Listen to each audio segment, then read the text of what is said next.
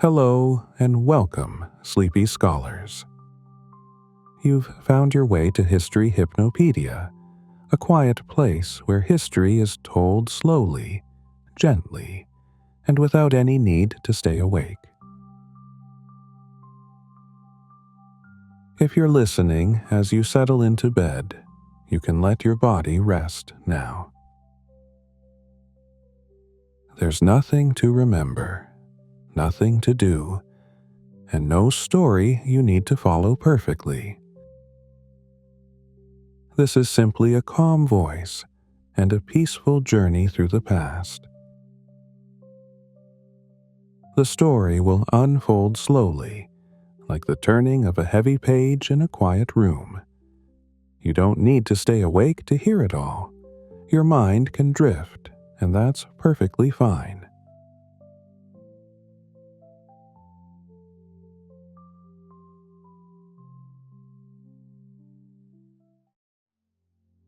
Tonight, we're going to talk about a library.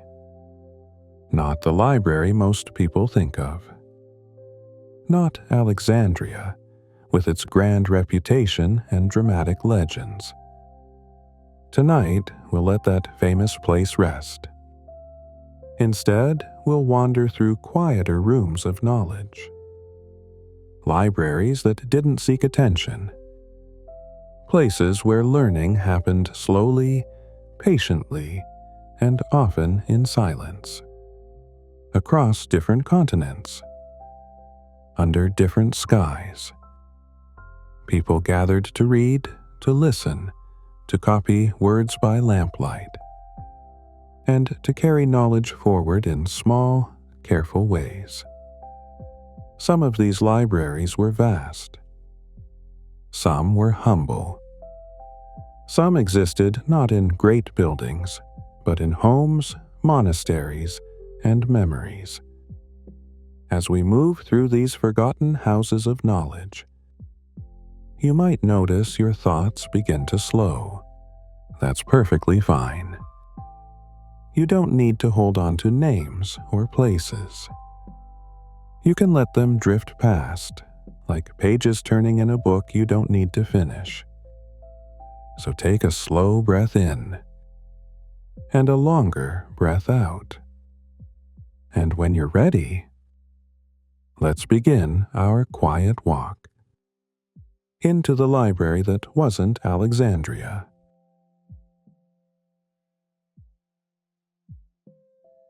Long before modern universities, before lecture halls and printed textbooks, there was a place where learning unfolded slowly, like breathing.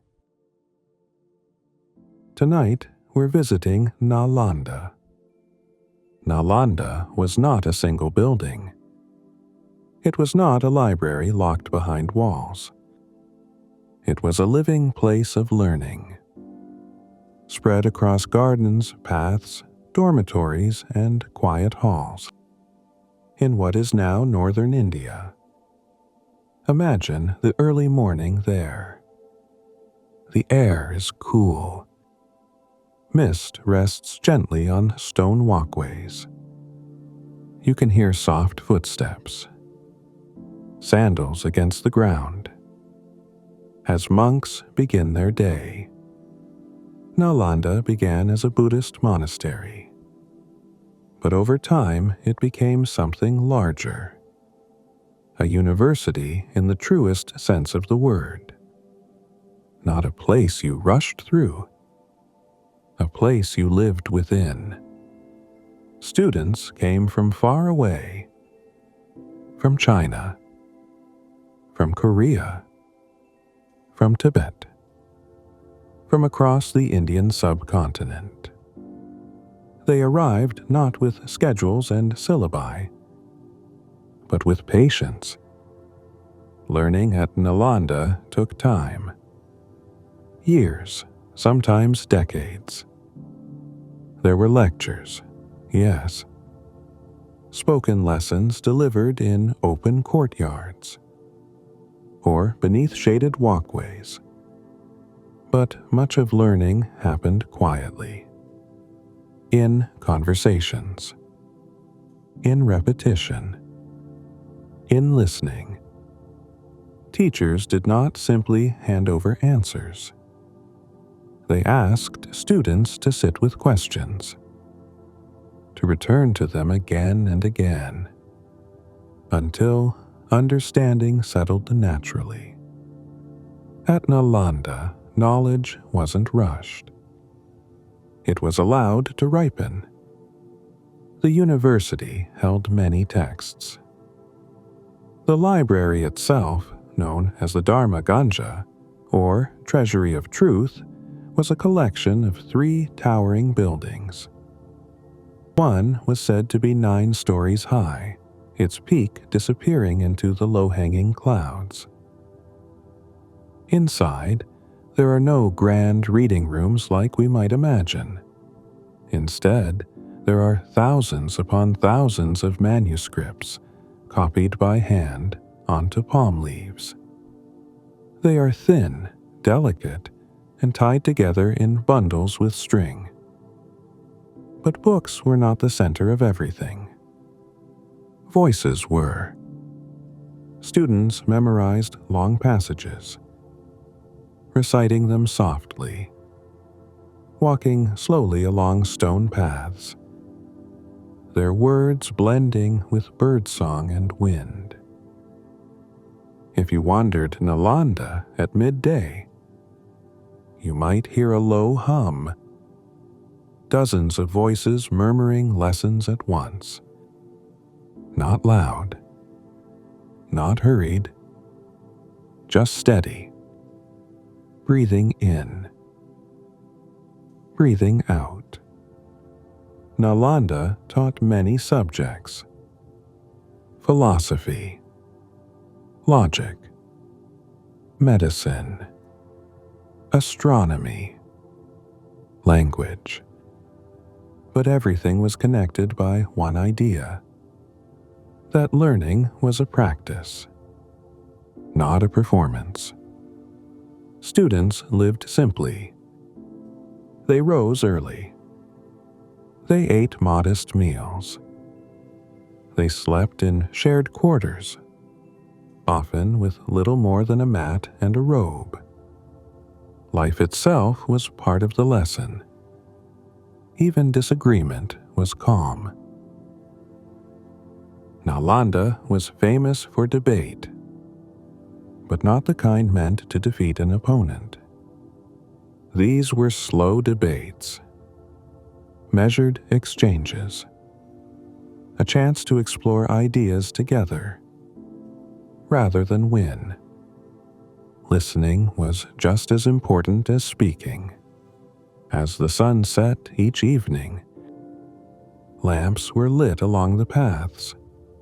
The air cooled again. The day softened. Some students returned to their rooms. Others lingered in quiet discussion. Some sat alone, repeating lessons under their breath, letting words settle into memory. Nalanda did not feel like a race toward mastery. It felt like a long walk.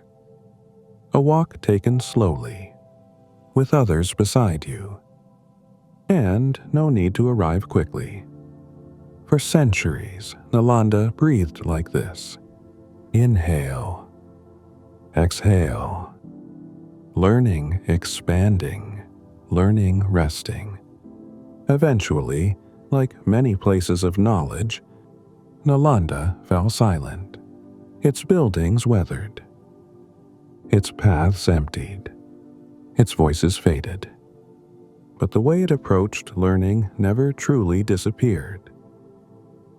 You can still feel it tonight, in the idea that knowledge doesn't need to be forced. That understanding comes more easily when the mind is calm. That sometimes the most meaningful learning happens when we're allowed to rest.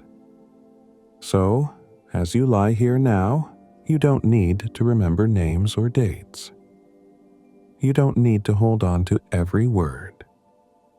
you can let this story breathe, just as Nalanda once did, in and out.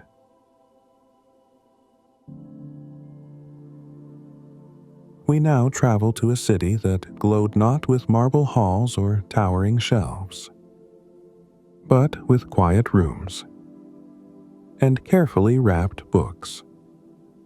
This is Timbuktu.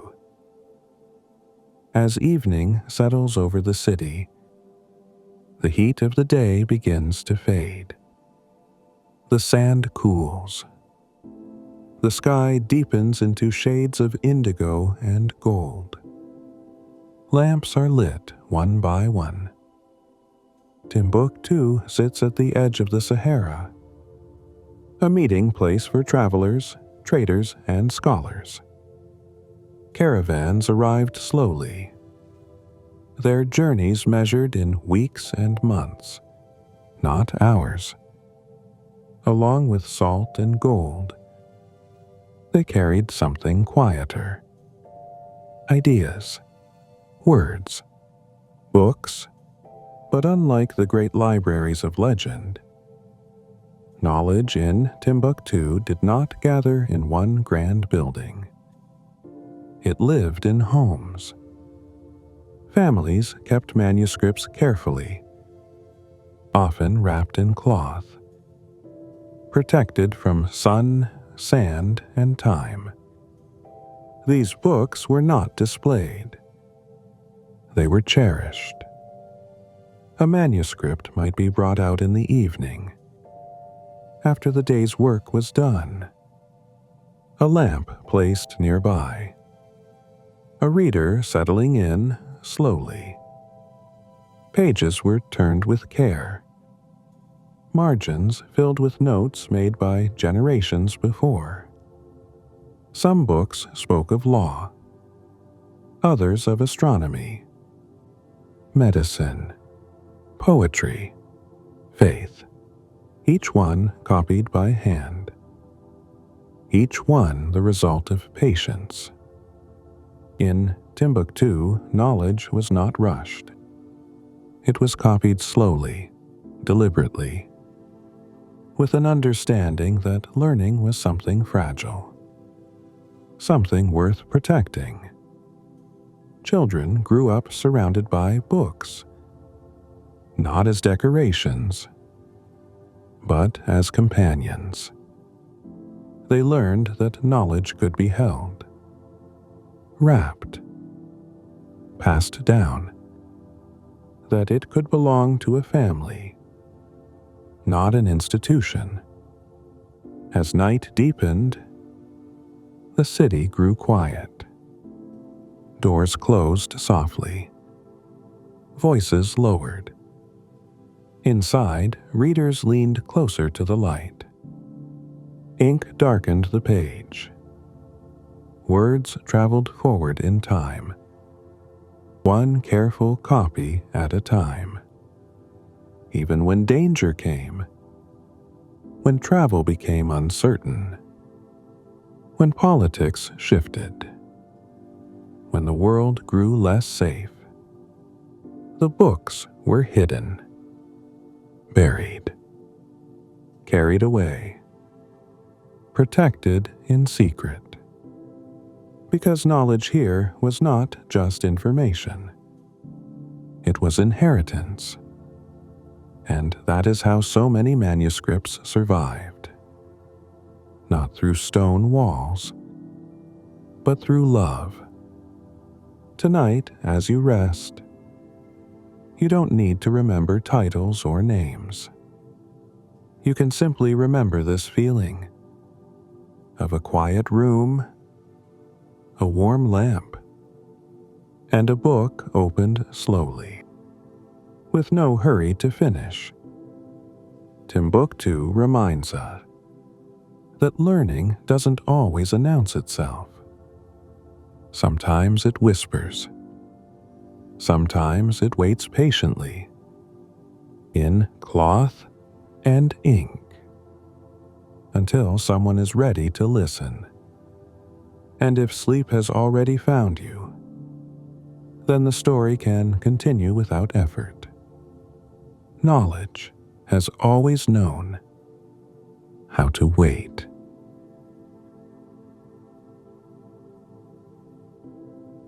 Our journey now takes us back toward the Mediterranean, but to a place far quieter than Alexandria. We find ourselves on a steep hillside overlooking the Aegean Sea. We are in Pergamon.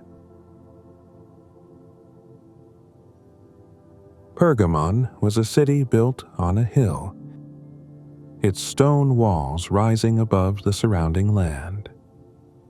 At night, the wind moved gently along its paths, cooling the stone warmed by the sun. Here, learning became something more solitary. Pergamon was known not for the size of its library alone, but for a quiet change in how knowledge was held. Papyrus was scarce, so scholars turned to something else: animal skin, carefully prepared, smoothed, stretched, folded. Parchment. It did not roll like a scroll. It opened. It closed. It could be held in the hands and carried away. This small change mattered. Knowledge no longer needed to stay in one place. It could travel. It could rest beside a bed. It could be returned to again and again. In Pergamon, readers often sat alone. A single lamp, a stone bench or wooden chair, the sound of parchment shifting softly in the quiet. Pages were turned slowly, not because there were many, but because each one asked for attention. Reading here was not a public act. It was private, a moment between the reader and the words. Unlike the busy paths of Nalanda or the warm homes of Timbuktu, Pergamon offered something else: stillness. Libraries were smaller, collections more contained, but time stretched. A reader might spend an evening with only a few pages, letting the words settle, returning to the same passage again and again. There was no rush to finish, only a willingness to stay. In this way, knowledge took shape, not just as something shared or protected, but as something internal, held quietly, carried inward. As night deepened over Pergamon, the city grew silent. The wind moved across stone shelves. Lamps dimmed. Books were closed gently, their pages resting. And learning paused. Not ended, just resting. As we finish our journey through these three places, you might notice how each one offered something different. Nalanda reminds us that learning can breathe through community. Timbuktu shows us that knowledge survives through care and love. And Pergamon teaches us that understanding deepens in stillness. Tonight, you don't need to choose one. You can simply rest, knowing that knowledge has always found many ways to exist quietly alongside human life. And now, like those libraries at night, you can let the pages close. History has many rooms, and this is just one of them. For now, you can let the door close softly.